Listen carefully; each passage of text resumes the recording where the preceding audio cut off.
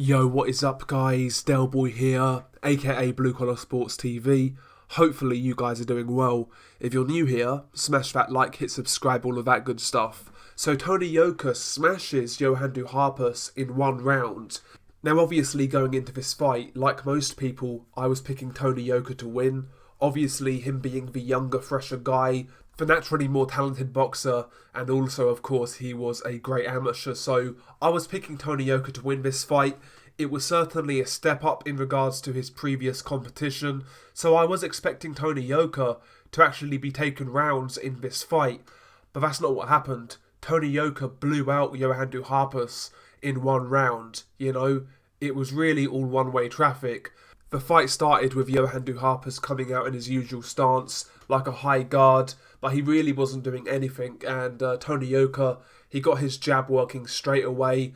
He landed a couple of good stabbing jabs, and right away Tony Yoka started to up the ante and really let go of some really hard shots. What I liked about Tony Yoka's shot selection in this fight, he realised that Johann Duhaupas was using like a high guard, so he wasn't using a straight right hand, but instead he was bending the right hand around Johann Duhaupas's guard, and the looping right hand was landing at will. He landed several right hands to the point where Duhaupas was slightly buzzed, and then he follows up with an uppercut through the middle, a right uppercut, and Duhaupas hits the deck for the first knockdown.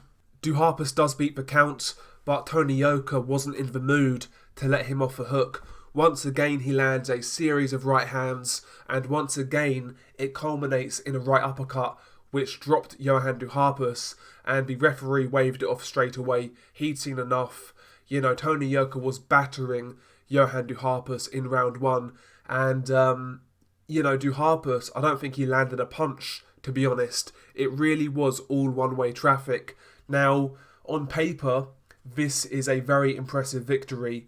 Johann Duhaupas took Deontay Wilder 11 rounds. He took Povetkin 6 rounds. He went the distance with Jarrell Miller. He actually knocked out Robert Helenius. And granted, this version of Johann Duhaupas is the worst version of Duhaupas we've seen, but nevertheless, this was certainly a statement. Like I said, I expected Yoka to win this fight, but I really felt he was going to go rounds in this bout. I felt Duhaupas was tough enough, durable enough, and experienced enough to take Tony Yoka a few rounds, but that wasn't the case, so credit to Tony Yoka for blasting this guy out. And the future looks bright for Tony Yoka. As for Johann Duhaupas, at this point, at 39 years old, after this defeat, he certainly needs to retire at this point before he gets hurt, because he looked really past it in that fight, to be honest. As for Tony Yoka, congratulations to him. The guy's been inactive, in the last couple of years or so.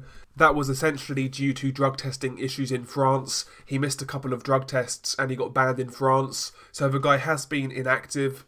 This was actually his first fight of the year.